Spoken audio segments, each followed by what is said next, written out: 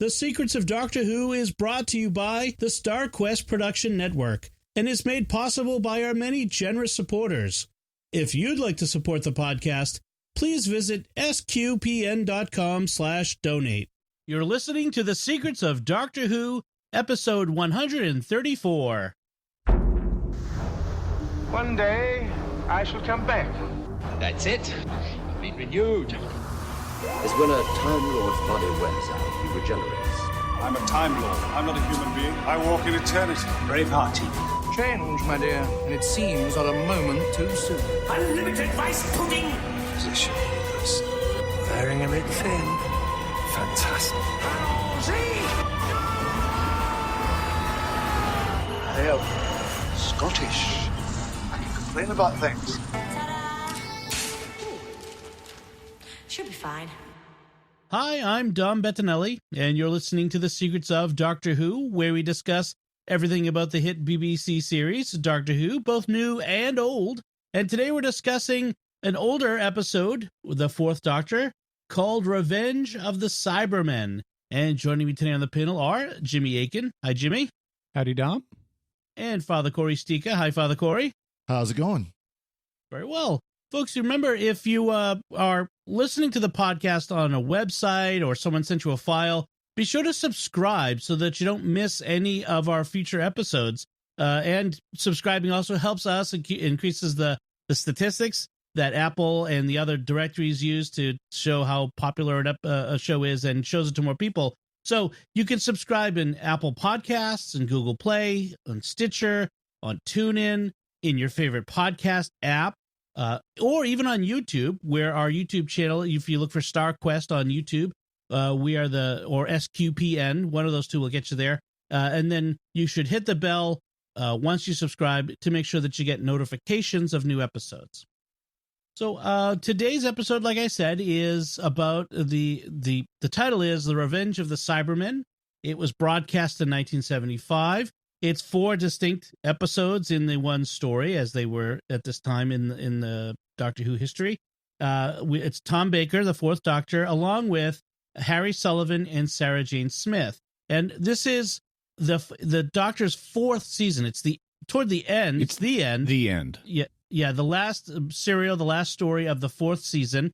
As you know, we're kind of doing the Fourth Doctor, the beginning of his run and the middle of his run, because it's longer than everybody else's. So we want to make it even as we discuss these in order.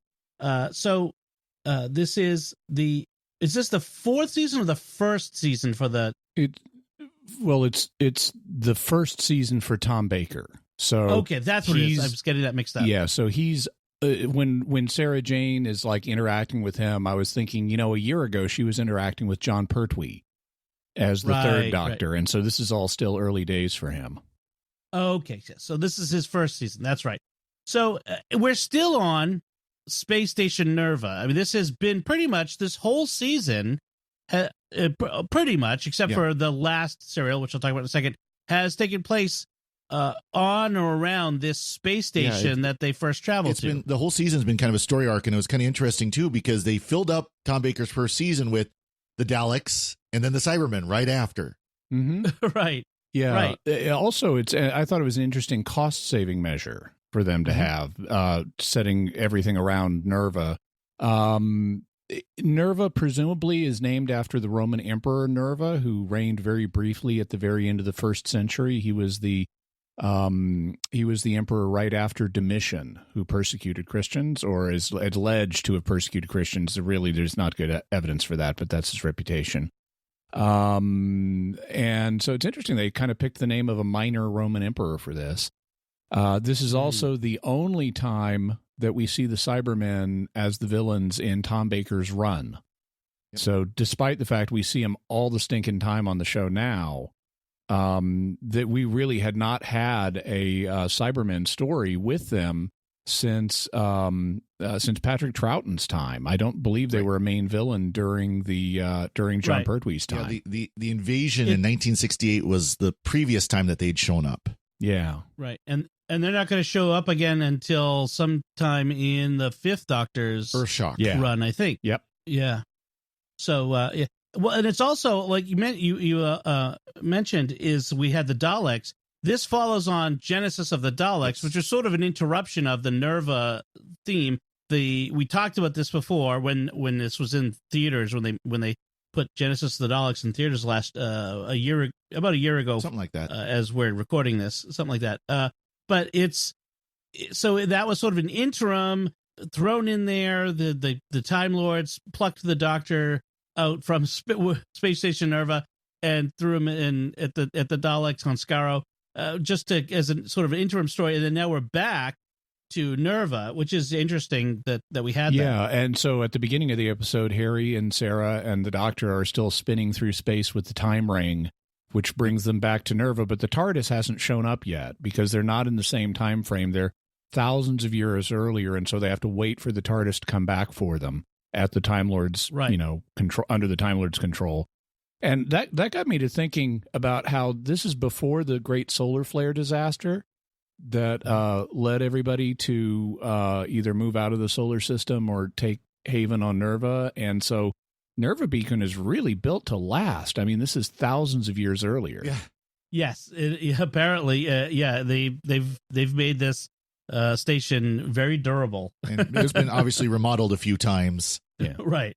The crewmen, though, are not as durable. As soon as they get there, they find crewmen who they announce have been dead for 2 weeks, even though there's a sterile atmosphere, so there's no real decomposition. Make me wonder, how do they know it's been 2 weeks? And then they find lots of dead mannequins with multiple arms detached from the bodies under their uniforms. Oh, yeah. Yeah.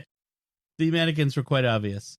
Then one of the things I was going to mention was, like, we have this TARDIS separation, and so they're kind of stuck on this station waiting for the TARDIS to show up, and that's one of the things is they're like, well, maybe the TARDIS, like, we landed at this transmat on one end of the station, maybe the TARDIS is in the other transmat chamber, and we have to make our way there.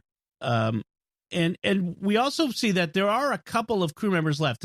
At the time the story begins, there's 3 crew members left who are manning the station, and the station exists where it is as a beacon, sort of as a lighthouse, a space lighthouse. Yeah. There's a new asteroid that showed up in orbit of Jupiter, and they have to warn all returning ships, which go out for up to 30 years, apparently, that they go out there. And this mission for this station has to last for the next 30 years. But that also made me wonder, like, so they can't update everybody on the internet. Well, apparently the internet doesn't reach up on the station, the system. But well, I'm wondering. So the station's quarantined, so they're not sending any new crewmen out. They're not sending. So how exactly are these 3 guys who are not spring chickens supposed to last for 30 years? Warning people off of this asteroid. I assumed that the quarantine was a temporary measure until they could deal with the plague one way or another. Exactly. Perhaps.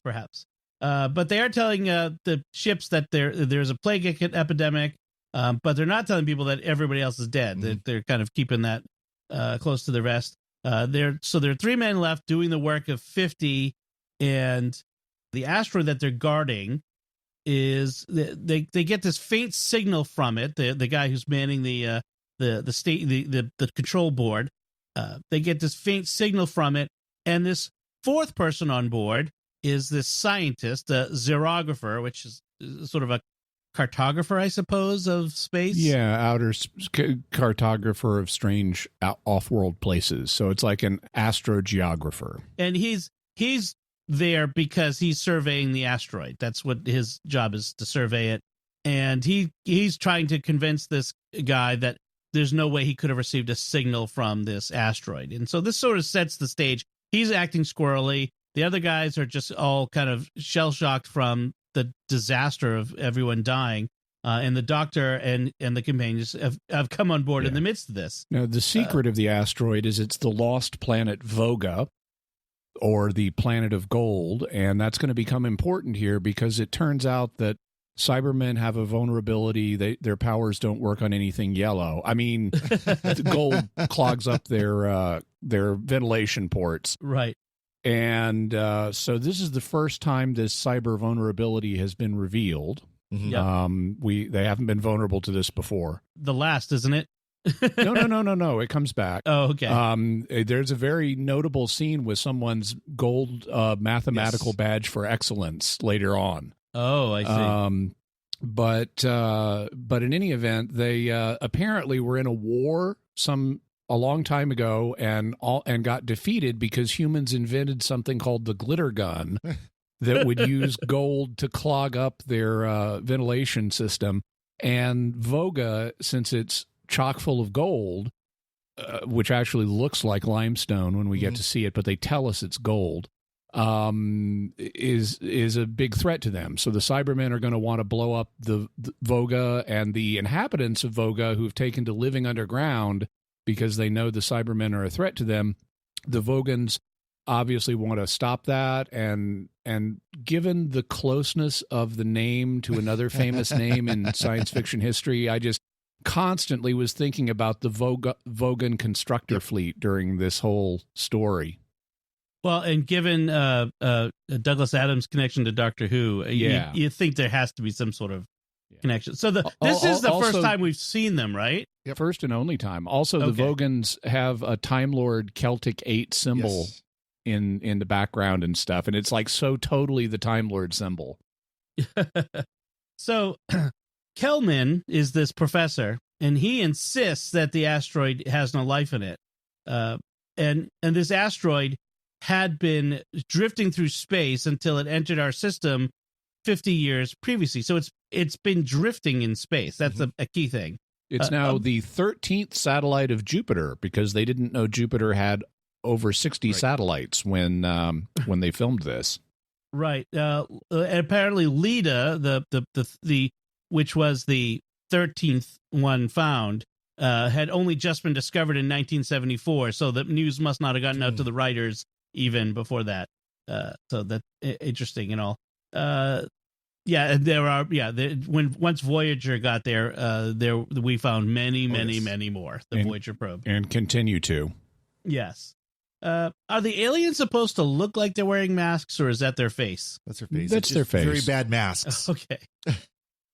Yeah. Yes. I kind of like the character design. I mean, it's not well executed. It's not like it would be today, but given the budget they had, I thought they did a good job. The Vogans have really textured costumes. Their clothing is different from one character to another. They're not all wearing just simple jumpsuits. They have, it kind of looks like Narn fashions in some cases. It's a lot more complex. They do have kind of bulbous mask-like heads, but their skin colors are slightly different from each other. Some of them are more gold tinted, others are more gray tinted, others are a little more like tan tinted. And so I liked that. They also have notably different hair. Some of them are bald, some of them are not bald. They all have white hair, but it's arranged differently on their heads. The leader has an awesome beard. The security chief has a little goatee. Others are clean shaven. So they're making an effort to make them look different from each other. With the Cybermen, they're all the same, except the cyber leader has a black headdress, so we know which one he is. Right. And the interesting thing was that with the masks, they spent more time integrating them into the faces of the actors for the more major characters, but the security guards and the red shirts in the background was clearly they didn't spend a whole lot of time with those. So the key thing with Kelman, so to kind of unpack it a little bit.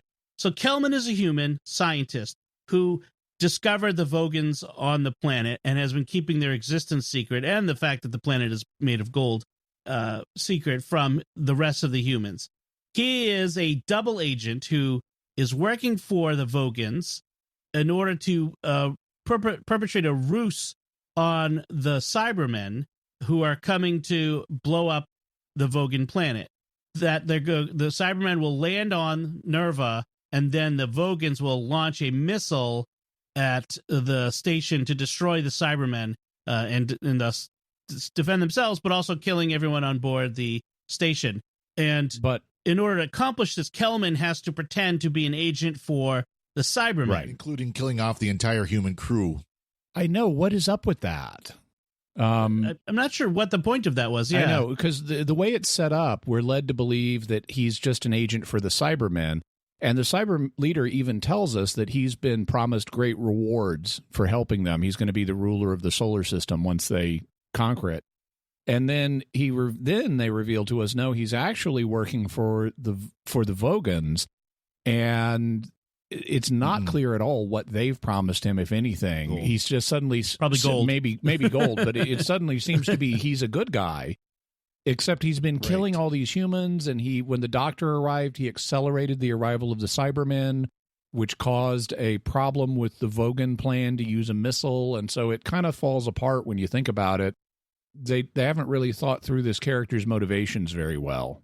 I don't think this guy's supposed to be a good guy at all, even though he's a double agent. I think he's bad in both directions. Well, I agree. You can read him that way, but he's not, since the Vogons are good guys and he's working for the Vogons, he's kind of on the right side, even though he's personally slimy. But they still have not thought through his motives clearly enough, because he does things in the first half of this story that are very consistent with him being an agent for the Cybermen and looking out for their interests, but that are not looking out for the interests either for the Vogons or his own race humans. And it doesn't make sense once you know he's not just a cyber agent. I thought at first that I thought it was clear that he was a Vogan agent when he was trying to convince the controller that there was no signal from the planet, and when he destroyed the tape of the communication. Yeah. By the way, love the big spools of thin magnetic tape we've got in these computers thousands of years from now. 1970s era tape recorder. Yes, that audibly plays backwards as you pull the tape out of it. So, the Kelman accuses the doctor of bringing the plague to the station. Into the rest of the station, but he doesn't seem all that concerned. The controller gets attacked. I should be careful because we're talking about Cybermen, and I don't want to mix things up. Right. The guy who's working in the control room, the human, gets attacked by a cybermat. A big one. Big, streamlined cybermat. These are not like the cybermats in Patrick Troughton's time in The Wheel in Space. These are big. Or the modern ones. Yeah, these are big, streamlined ones. They look kind of like sea lice.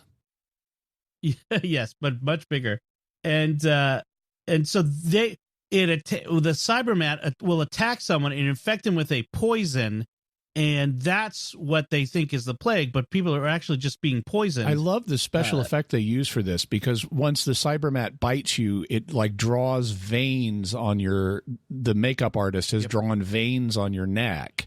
And then they chroma key those so they change color, and it looks really cool for 1970s special effects. You can just imagine that throbbing with bizarre colors. You would think that would be a hint to them that this might not just be a regular old plague. There might be something else going on there. Right, exactly. It's a space plague. Yeah. So Kelman had, for some reason, given the asteroid its actual name of Voga, because he as the xerographer who surveyed it, I get to name it, and he called it Voga, which is the actual name, which is what prompts the doctor to remember what that planet is. He's apparent, he remembers everything's been everywhere, and he remembers it in connection with the Cybermen. The station commander is apparently familiar with the Cybermen too, saying they all died out centuries ago. Why would he remember them? Do we have an in-story reason? No, I assume it's just he knows his history. Right. I mean, they had previous contact with Earth. There's the Wheel in Space is set some centuries before this, and that was a Cyberman misadventure. And presumably there was also this war that we've never seen where humans invented the glitter gun. Right. Right. Okay. Yes, they did. They did have war with them. So the doctor snoops on Kelman because he figures out that Kelman must be an agent for the Cybermen, and meanwhile Sarah is attacked by a cybermat. Yeah, and the doctor, knowing what it is, throws some gold dust that he found in Kelman's quarters at the cybermat to kill it. That's the thing, and so they realize that in order to get rid of the poison, they have to send her through the transmat down to the asteroid, Yeah, and then bring her back. And I just want to give him credit for this because the transmat is essentially a Star Trek transporter in terms of its function and stuff. And Star Trek would not do this until like second season of Next Gen or something, you know, run someone through a transporter to cure a medical condition like this. Right. So there's a couple of scenes, a couple of things I've skipped over. There's at one point actually where one of the crewmen talks about how they're warning off ships so they don't have a space collision, because that's somehow different from regular collisions. That was a funny line that came through. The Harry and Sarah, once they beam down, Sarah immediately recovers. She's awake. She's moving got around. the poison out of her system. Yep. And they do not seem surprised that Voga has an atmosphere underground and even underground lakes, which is interesting. And where they're filming this is Wookiee Hole Caves. Yay. Yes. Yeah. A somewhat famous location in England, which is renowned for bad luck. Yeah. Especially for film crews. And in fact, they had some bad luck there. There was an electrician who broke his leg, and at one point, Elizabeth Sladen's the boat that she's in later, Sarah Jean Smith, it went out of control, and a stuntman got hurt trying to get her out of the water. And it was important he did, because there was an underground waterfall that she was heading towards. Ooh. Oh. So, well, that seems like good luck to me that she didn't go over. So it's from a certain point of view in these Wookiee Hole Caves. Yes. Wookiee Hole. I don't think any Star Wars has been filmed at Wookiee Hole. There should be. So Harry and Sarah are captured by the Vogans, and Kelman is captured by the station crew. And the Doctor basically threatens Kelman with death if he doesn't realize, because he says, "I'll poison you with the Cybermat if you don't tell me where the piece of the transmat is that you took out of it, so that we can get Sarah and Harry back." Which is kind of surprising. I mean, that's a pretty strong threat that he made against them. So the Vogon leader reveals to Harry and Sarah that they're the Vorus. He's not the ultimate leader. There's actually a conflict within Vorus the Vogons. It's a very complex. We get a good bit of Vogan politics here. Actually, Vorus is the head, is the chief counselor of. I'm sorry, no. That's no, he's the head of the Vorus Guardians. Is the head guardian.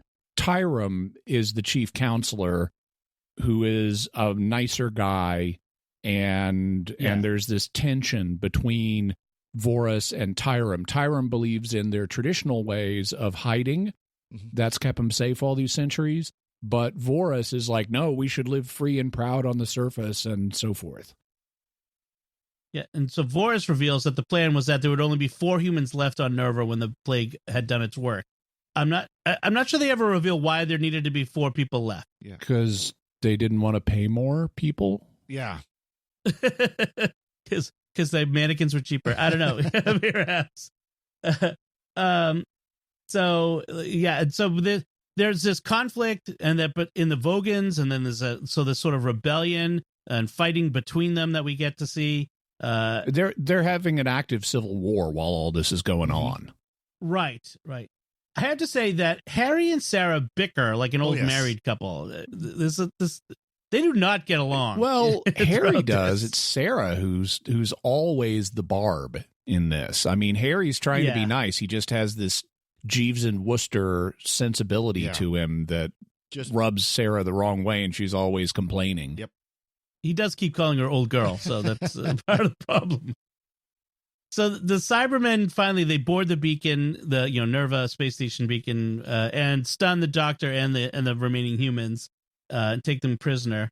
And I noticed that when the Cybermen had them in I guess they were crew quarters or some compartment, the Doctor and the 2 crewmen are sitting down, and they're sitting in the see no evil, hear no evil, speak no evil pose. Yes. Did you see that? Yep. So one's covering his mouth, the Doctor's covering his ears, and one guy has his hands over his eyes. I don't know what it was. They were just having fun. I gotta wonder. I imagine Tom Baker probably put him up to that. Yep. Yeah, too. So the Kelman has been promised great awards, as you mentioned. The Cybermen fit, and this must be why they wanted some humans alive. The Cybermen fit the Doctor and the other 2 with Bombs. Cyber bombs. giant bombs, cyber bombs, cyber bombs. Because if they're cyber, they're bigger or something. And they want them to beam down and travel through the tunnels to a particular the point. planet core. Yes, where when the bombs that they're carrying explode. But of course, the Cybermen will let you get away. In You'll time, have 14 14 minutes to get back to the surface. Just like Kelman will have great riches and reward as the leader of a cyber fleet or something. We totally won't set those bombs off as soon as you reach the location. Yeah. No. We'll give you time. They say that if they can get 2 bombs to the center, it will fragmentize the planet. And I thought they seemed to imply just cut it in half, and how that solves the problem for them. I think they meant blow it to bits. I don't understand, because you can then just mine either of the two halves. You'd really need to blow it to bits, and even that's going to be a huge traffic hazard. I'm not sure they care about that. Yeah, but they're sending 3 bombs to make certain. Other than complete obliteration, though, I mean, even if you broke the planet up into tiny chunks, people just mine those little chunks for gold. It makes it easier to get the gold, not harder. Right, and then they have to fly through it. The real way to deal with this is throw it into the sun. Yeah. Right. But they do say it'll be the biggest explosion in the solar system or something like that. Then I like how the Doctor calls the cyber leader on using the word fragmentize. I guess English grammar is not high in the list for Cybermen. It was pretty good.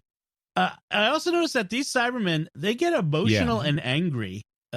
These are not emotionless robots, which is interesting because they interesting. also, from what they say in this series, you would not know that the Cybermen have a biological component. Right. I mean, the Doctor, whenever he talks about them, it's always about how mechanical they are. He never mentions that there's like a human in there. Right.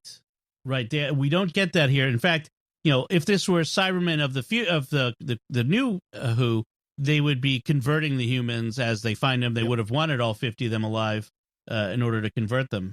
So interesting difference.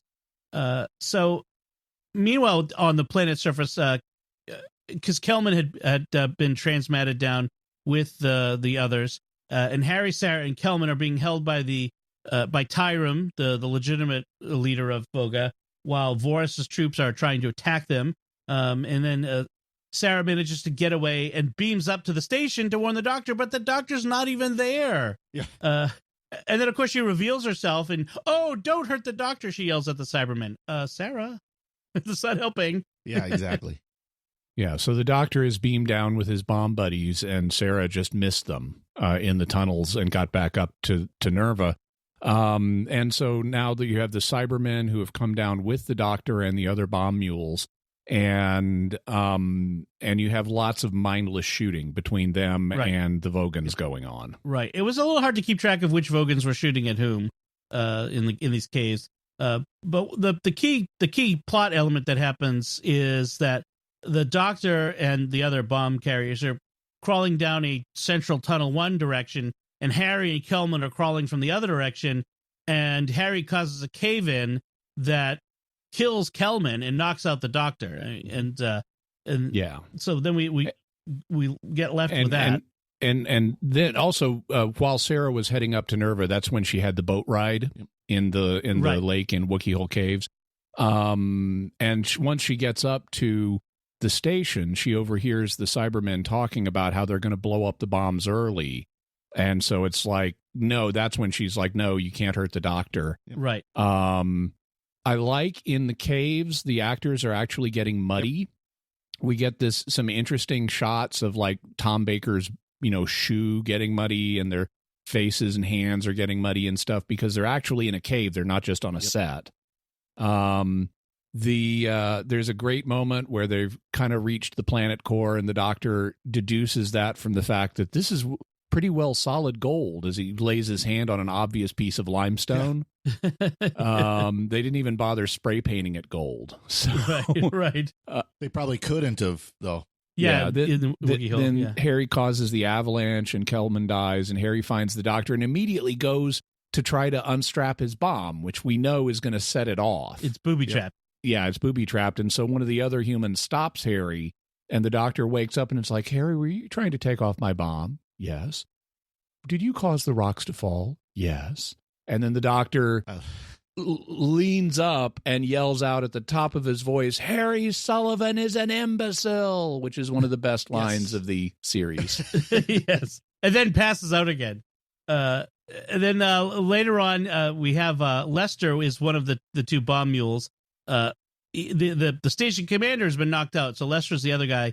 And when the doctor and Harry tried to throw gold dust at the two Cybermen that had come down with them, they Didn't failed. really work. It didn't work. They got caught. And so Lester jumps in and he blows up the two Cybermen by intentionally setting off the booby trap clasp on his bomb. Yeah. Thus allowing the doctor to get control of the bomb control device that the Cybermen have been carrying around. Right. And so he diffuses it just as the cyber leader tries to detonate the bombs, because they're so deep they've lost track of them on their sensors. And so they say, it must be time to set it off. And nothing happens. So they fail to blow up Voga. So now the Vogans want to launch their, what did they call it? Something Sky killer Striker. Sky Striker missile, which is a great name. Sky Striker. Back at the space station, but the doctor knows that Sarah's up there now. He's like, just give me 15 minutes, go back to the station, rescue Sarah. And if I don't come back, then you can launch the missile. So the doctor gets up there, reprograms the Cybermat to inject gold dust into the Cybermen, the same way it was injecting poison into the humans. And then stops to quote Macbeth, dusty death, out. Sarah grabs him and yanks him back into action. Yes. Yes. It's a good quote. It's a good Shakespeare quote, but not the time. Yeah. The Vogans, the Cybermen have also come up with their own plan now that the bombs they sent down have failed. They're loading Nerva with bombs, and they're going to slam Nerva itself into Voga while they evacuate. So that's their new plan. So the Sky Striker missile launches, looking remarkably like an Atlas V rocket. Saturn V. I'm sorry, Saturn V. Yes, Saturn V. And Voris is killed because he's trying to launch the rocket without giving the doctor time, and the other Vogans kill him. But he manages at the with his very last breath. I strike at thee with hell's last breath. Oh no, that's Khan. And then exactly. So Voris is dead. The Cybermen have left the station, and so the rocket needs to be redirected away from. And there's no point in destroying the station now. There's no Cybermen there. And so they need to redirect the rocket. Blow up the station before it smashes into your planet with all those bombs, but that's true. That's true. They don't think of that in the moment. They do redirect the rocket at the Cybermen and blow them up, which is good. So the Cybermen are done, but the station's still headed for the planet, and they have this great effect on the screen as the doctor is trying to turn the station, pull up before they strike, and you see this rolling of the planet's surface rolling in front of the camera. It's clear that what they've done is just made a fake planetscape with mountains and stuff and put it on a drum, and they're just spinning the drum with the camera zoomed in on it, and they spin the drum faster and faster to indicate the Nerva station going around the planet about to smash into it. Yep. And they get the engines online just in time. Surprisingly. And then the TARDIS, with impeccable timing, materializes on the station. Harry transmats up, and they're off to Earth. This episode ends very quickly. Yeah. They're off to Earth because the Brigadier has sent an urgent message related to, apparently, the Zygons, which is next season. Space-time telegraph. Yeah. Yes.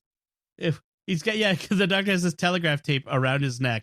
So far from the future mobile phones that we will see in the New Who.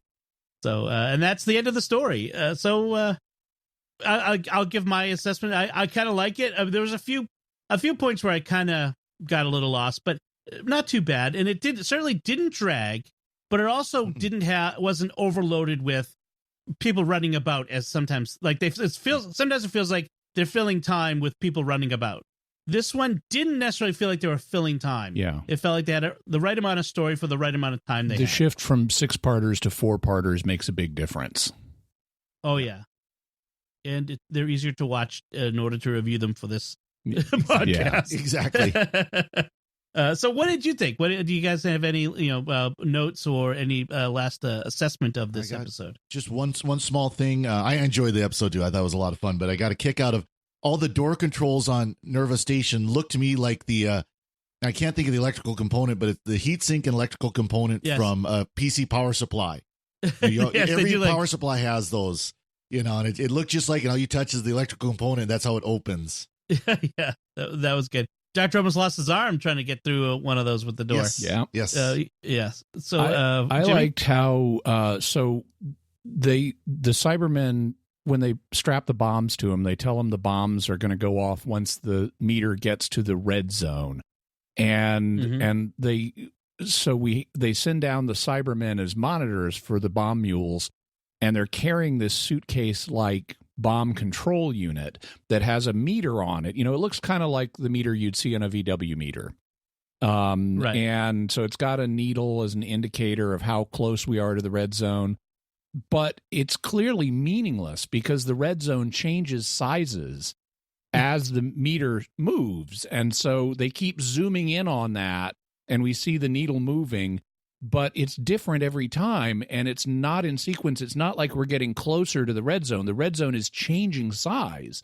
And so it's just, and it's not, it goes back and forth from being big to small.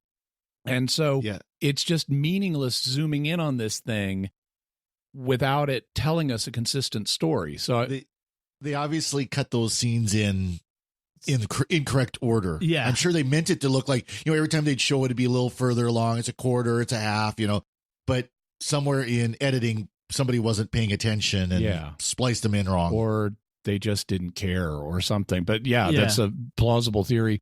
I liked how when Tyrum is dressing down Vorus at the end of the episode, they're talking about, once we survive this, you're going to be put on trial. And he's like, no, the people are going to support me because I'm their liberator. And Tyrum is saying, you had contact with alien species, you exposed this to the galaxy and so forth.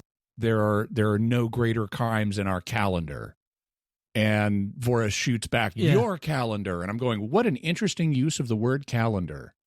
Because exactly. I mean, it ultimately comes from an old verb that means to call out. But it's been connected with our meaning of calendar since Roman times. I mean, the calends is the first of the month in the Roman calendar system. And so I thought, wow, what a fascinating, obsolete use of the word calendar. We also had a nice bit of Latin after the doctor pulls. I mean, he's repaired the engines on Nerva Beacon, and so they pull out of this death dive towards Voga, and he says, cogito ergo sum. And Sarah says, what? And he says, I think, therefore it missed. And it's like, okay, but that's not what cogito ergo sum means in Latin. It's I think, therefore I am, or I think, therefore I exist, which actually is appropriate in this circumstance. He figured out how to fix the engines, so they still exist. But because he mistranslates it, they just misled all of the kids in the audience watching this in the 1970s, including me. Well, I remember this episode from the 70s, and I thought that that's what he must have said in Latin, and it wasn't. See, I of course, watching it now, I figured it was just as a pun of, I think, therefore I am, that, well, I still am, so therefore we missed. Yeah, but the poor kids, including Jimmy. I see. Poor little Jimmy. Well, it was meant as a pun, playing off of the phrase, not as a literal translation. That makes sense, but I was misled in the 70s. Also, I love how when they used the Sky Striker to blow up the Cybermen ship, we have this big explosion, and then the wreckage of the ship obviously falls down in slow motion, as if there were gravity in space. I remember several science fiction shows of the 70s era where ships would blow up, and then or better, where they would hang and dangle on strings. Well, I was going to say it's not even in the 70s. I remember the episode of Star Trek where Next Generation where Fraser's on it. Oh, yeah. They're in the time loop. And there's several of those explosions where you see the saucer section just dangling there from the cable. Yes. So, and that's late 80s, so it didn't improve much. I'm like, guys, just film it from the top, or even better, from below. And that way the debris will seem to go in all directions. Yeah. This is what Lucasfilm figured out in the 70s. Mm-hmm. All right. So, good. Those are some good comments. By the way, we do have some feedback and a little bit of news we want to share before we finish up. There is a headline from Big Finish. Now, remember Big Finish Audio Productions. They are celebrating 20 years of Big Finish audio productions of Doctor Who with a 20-hour live stream, Nice. so that you can listen live. So you jump in. It's streaming as you go. So This is what what TV used to be like, folks. Yes, Exactly. before Netflix. Yeah, so we'll have a link in the show notes to the announcement and the links to the live stream. I'm trying to think of when exactly. I forgot to put it in my notes when the stream is, but it's going to be in July. Hopefully we have not missed. Oh, the 20th and 21st of July. So you should get this a few days before. So don't wait. Listen to the podcast immediately so you get the news. We've got the links out elsewhere too. So that'll be fun. Hopefully you'll get a chance to listen to some of that and maybe pick up some Big Finish. Still on our list of things to do is to talk about some more Big Finish audio productions and maybe our favorite. Yes. So also we have some feedback from listeners on our Partners in Crime episode. That was the one where the 10th Doctor, David Tennant, partners up with his new companion, Donna Noble. And Rami Leroy writes, I was going to tell you that deadlock is a term used for traffic and then realized I was thinking of gridlock. That's okay, Rami. I've done the same thing. Yeah, I know the feeling. Well, and she says, one of my favorite Doctor Who episodes and so much fun to listen to you talk about it. A relief as a fan to step aside from the romance and just have fun with these two. I always giggle when they're miming to each other in that scene. Yeah, that is a great when they're miming to each other. And then says, love the cross promotion to Jimmy Akin's Mysterious World. She says, Universe World is my favorite podcast. It sounds like you didn't know you were going to say that. My little bit at the end about. I didn't. I did not tell him ahead of time. Yes, that was a lot of fun. And then Kelly Brown writes, I'm so happy you're going through this season, the fourth season of the New Who. Donna was my favorite companion. That seems to be actually a popular sentiment online. I've been seeing a lot of comments from listeners that Donna is their favorite. So and actually, if you like Donna Noble and you'd like to see more adventures with her and David Tennant, Big Finish is producing them. So there's a couple of sets out already with Catherine Tate and David Tennant as the Doctor and Donna. Well, and they're not just together in that, but they're also in several other things. I think The Americans, it's called, and a couple other projects. Apparently, they really like working with each other because they've done quite a few projects after they were on Doctor Who together. So this Americans is not the same as the Russian spy one set in the 80s. This is a sitcom of some sort about a British couple that moves to America. Okay. Yeah, I haven't. I've seen references to it. I don't think it's out yet, but it looks like David Tennant and Catherine Tate. It's going to be awesome. There are a lot of YouTube channels that have exactly that theme. Exactly. Yes, yeah. Get it? We're glad to be getting your feedback, and we hope you will send more. Before we finish out, I do want to thank our patrons who make it possible for us to create the Secrets of Doctor Who, including Paul B., Les H., Andrew G., Ricardo G., and John S. Their generous donations at sqpn.com/give make it possible for us to continue the Secrets of Doctor Who and all the shows at StarQuest. You can join them by visiting sqpn.com/give. And once you're there, you can either make a one-time donation via PayPal, or you could go to there's a link to our Patreon page there if you want to become an ongoing pledger, if support us on an ongoing basis. We really do appreciate that, and it's really needed. We really do need your help. So that's it from us. What did you think of The Revenge of the Cybermen? Let us know by visiting sqpn.com or the Secrets of Doctor Who Facebook page and leave us feedback, or send an email to drwho@sqpn.com. And we'll be back next time when we'll be discussing the David Tennant and Catherine Tate adventure, Planet of the Ood. Until then, Father Corey Stika, thank you for joining me and sharing the Secrets of Doctor Who. And thank you, Dom. And Jimmy Aiken, thank you as well. Thanks, Tom. And once again, I'm Dom Bettinelli. Thank you for listening to The Secrets of Doctor Who on StarQuest. And remember, Harry Sullivan is an imbecile. Right. This is going to be fun.